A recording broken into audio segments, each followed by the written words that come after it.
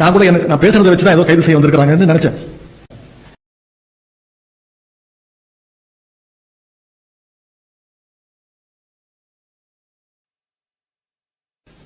நான் கூட நான் பேசுறதை வச்சுதான் ஏதோ கைது செய்ய வந்திருக்காங்கன்னு நினைச்சேன். நான் உடனே யோசிச்சு பார்த்தேன், நேற்று என்னெல்லாம் பேசினேன். டம்மி முதலமைச்சர்னு சொன்னேன்.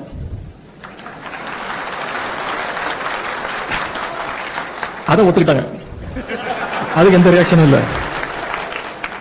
கேடுகட்ட அரசு அமைஞ்சிருக்கு, ஒரு வெக்கங்கட்ட அரசு அமைஞ்சிருக்கு, இதெல்லாம் சொன்னேன். இதுக்கெல்லாம் எந்த ரியாக்ஷனும் இல்ல. இதுக்குதான் கைது பண்ண வந்திருக்காங்கன்னு நான் நினைச்சிட்டு இருக்கேன். என்ன சொன்னேன், இது என்ன அப்படி பேசிட்டேன். டம்மி முதலமைச்சர், வெக்கங்கட்ட அரசு, கேடுகட்ட அரசு, யாருக்கும் துப்பு இல்ல, தைரியம் இல்ல, விவசாயிகளை அப்படி ரோட்ல விட்டுட்டீங்க. வேற எதுவுமே நான் சொல்லல. காவேரியில தண்ணி வரணும்னு சொன்னேன். இது எனக்கு தோணவே இல்லை. கூட கைதாகி வண்டியில் ஏறும்போது பத்திரிகையாளர்லாம் கேட்டாங்க, இந்த கைதை நீங்க எப்படி பாக்குறீங்க. அவங்க நினைச்சுக்கிட்டாங்க இது பழி வாங்கும் போக்கு, நான் சும்மா விட மாட்டேன் அப்படின்னு. நான் சொன்னேன், சிரிச்சுக்கிட்டே சொன்னேன், இது மிகப்பெரிய ஒரு காமெடி, மிகப்பெரிய நகைச்சுவையை இந்த அரசு நடத்திருக்கு. இல்ல சட்டமன்றம் கூட போகுது, 5ஆம் தேதியில சட்டமன்றம், உங்களை பேசுறதுக்கு நீங்க வர்றதுக்கு தடுக்கிறதுக்கு முயற்சி பண்றாங்களா. நான் சொன்னேன், அந்த அளவுக்கு இவங்களுக்கு எல்லாம் மூளை கிடையாது. அப்படியே நாங்க கேள்வி கேட்டாலும் அங்க அப்படியே பதில் சொல்லி கிழிச்சிட்டாங்க.